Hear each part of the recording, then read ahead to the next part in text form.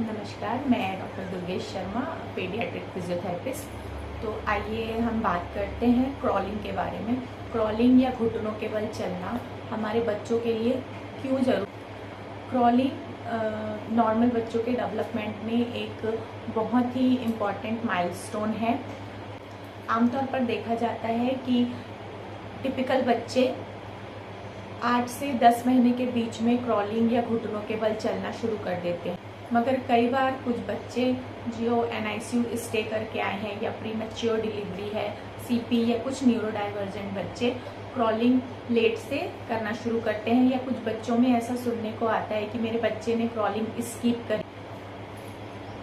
Crawling या घुटनों के बल चलना या घोड़ा बनकर चलना बच्चों के लिए जरूरी है, क्योंकि इससे उनके कोर मसल स्ट्रांग होती है। क्रॉलिंग के कुछ स्टेज होते हैं, जैसे कि सबसे पहली स्टेज में बच्चा अपने पेट के बल आता है और वो दोनों हाथ और दोनों पैर उठाकर खेलना शुरू करता है, जिससे उसके हैंड्स और पैर की मांसपेशियों के साथ साथ पेट की मांसपेशियों और पीठ की मांसपेशियों में भी मजबूती आती है।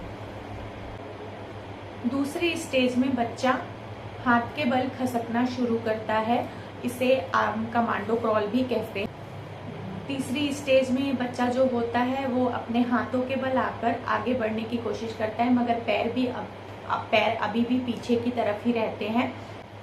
चौथी स्टेज में बच्चा क्लासिकल क्रॉलिंग को कंप्लीट करता है। क्लासिकल क्रॉलिंग में रेसिप्रोकल मूवमेंट्स होते हैं आपके हाथ और पैर के। अगर बच्चा सीधा हाथ आगे बढ़ा रहा है तो उल्टा पैर आगे बढ़ाएगा, अगर उल्टा हाथ आगे बढ़ा रहा है तो वो सीधा पैर आगे बढ़ाएगा, और इस तरह वो एक जगह से दूसरे जगह जाने में सफल। क्रॉलिंग ट्रांजिशन का एक बहुत महत्वपूर्ण हिस्सा है। ट्रांजिशन मतलब हम अपने आप को एक जगह से दूसरी जगह पहुंचाने के लिए क्या तरीका अपना रहे हैं। उसमें से क्रॉलिंग बच्चों के लिए सबसे शुरुआती तरीका होता है, जिसमें वो क्रॉल करके एक जगह से दूसरे जगह जाते हैं, अपने एनवायरनमेंट को एक्सप्लोर करते हैं, और जितना ज़्यादा वो अपने एनवायरनमेंट को एक्सप्लोर करते हैं ये मदद करता है उनके बौद्धिक विकास को बढ़ाने के लिए।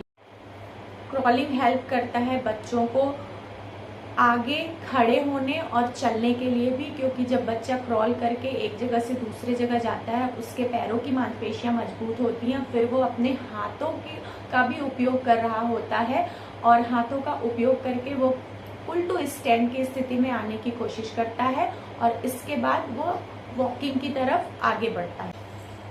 यह कुछ तरीके हैं बच्चों में क्रॉलिंग और ट्रांजिशन करने के, मगर इनमें से सिर्फ क्लासिकल क्रॉलिंग ही सही है, बाकी एटिपिकल क्रॉलिंग है। अगर आपका बच्चा एटिपिकल क्रॉलिंग कर रहा है तो हम मदद कर सकते हैं आपकी कि आप कैसे उसे सही क्रॉलिंग में लेकर के आए। अगर आप यह टिप्स जानना चाहते हैं तो हमारी अगली रील में जुड़े रहिए। कमेंट्स में यस लिखिए।